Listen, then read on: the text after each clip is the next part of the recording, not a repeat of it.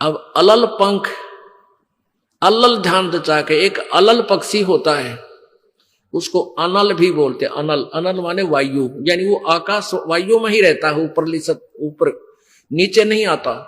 वो अंडे भी ऊपर ही दे देती है वो अलल पक्षी मादा, और उन अंडों को हवा में छोड़ देती है और ऐसे स्थान पर अंडे देती है, पैदा करती है कि नीचे केले के बन हो, केले के बन। तो केले कैसे फंसे रहा कर, केले के बना बनो आपस में बहुत लंबे लंबे बढ़ जाते हैं। तो वहां आकाश से वो अलल पक्षी बहुत लंबा चौड़ा होता है, वो कम से कम भी सैकड़ों फुट लंबा और 50 फुट की चौड़ाई होती है। इतने बड़े बड़े पर होते हैं उसके, बहुत जबरदस्त लोहे के तौ की तरह, और पंजे होते हैं जैसे नो चमटिया की तरह, खुर जैसे बहुत जबरदस्त नाकुले, बहुत मजबूत, और 4 पैर होते हैं उसके, पक्षी होता। तो वहां से अंडे छोड़ देती है भगवान वाला है। अंडे नीचे आते हैं हवा की घर्षण से, वो परवरिश को यानी वो पक जाते हैं। और केले के अच्छे भारा भारा अंडे होते हैं, वो 2-2 दड़ी के, और ऊपर तो 1-1 दड़ी के, 5-5 किलो के, और ऊपर तो आते ही वो केलों के पत्तों पर आकर गिरते हैं।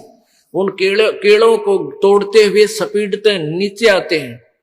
तो केलों पर गिरने से, उन केले पर गिरने से, उन पेड़ों पर, तो उसकी स्पीड कम हो जाती है, और तो केले को तोड़ता हुआ वो आसानी से आकर नीचे पड़ता है और पड़ के फूट जाता है, उसमें से बच्चा निकल जाता है। वो बच्चा वहां फिर उस वन में घूमता है, फिरता है, चारा चरता है, और फिर कुछ दिनों में वो उड़ने लग जाता है, यानी परिपक्व हो जाता है, वो प्रफुल्लित हो जाता है, और वो उड़ उड़ कर देखता है, काफी दूर तक उड़ता है, फिर वापस आ जाता है। 1-2 साल तक वही रहता है उस वन में, उन पक्षियों के साथ भी घूमता है, अपने मित्रों के साथ, जो दूसरे पक्षी होते हैं, अन्य जीव जंतुओं के साथ भी घूमता है, लेकिन उनमें उसकी मित्रता नहीं रहती है, क्योंकि उसको पता होता है कि मेरे माता पिता ऊपर हैं, यहां नहीं है। पुण्यात्मा, ये बहुत ही उत्तम ज्ञान है और छुपा हुआ ज्ञान था, ये तत्व ज्ञान है।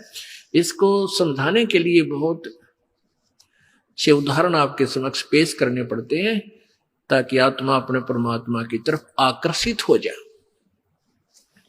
आपने कैसे रहना इस संसार में, ये अलल पंखी के, अलल पक्षी के बच्चों की तरह।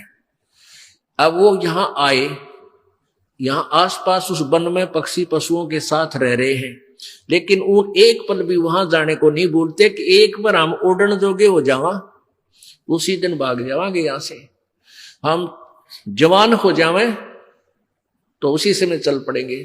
तो जब वो युवा हो जाते हैं और खूब उड़ने योग्य हो जाते हैं, तो चलते समय कहते हैं 5 हाथियों को वो पक्षी, अलल पक्षी ऐसे लटक, क्योंकि उन केलों के वन में हाथी के भी झुंड के झुंड होते हैं, वहां होते थे पहले समय में, तब बने ना रहे, तो वहां झुंड के झुंड हाथी होते हैं, नो एक दूसरे के सट कर चाला कर, सैकड़ों की संख्या में, कई झुंड है।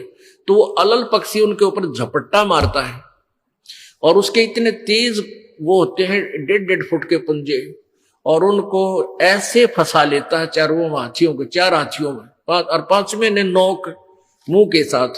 कहते 5 हाथियों को उठाकर वो अलल पक्षी आकाश में चला जाता है अपने माता पिता के पास, और फिर उनका आहार लेकर जाता है, वो आहार उनसे करते हैं। तो अब आप यहां आए हो, अलल पक्षी की तरह ध्यान रहे।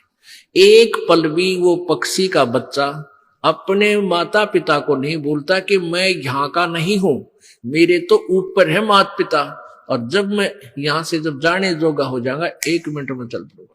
तो आप उस अलल पक्षी के बच्चे की तरह यहां अब तैयार हो, अच्छी खुराक खाओ राम नाम की, और मजबूत हो जाओ, और चलते समय इस राम नाम की कमाई लेकर ऊपर चलेंगे।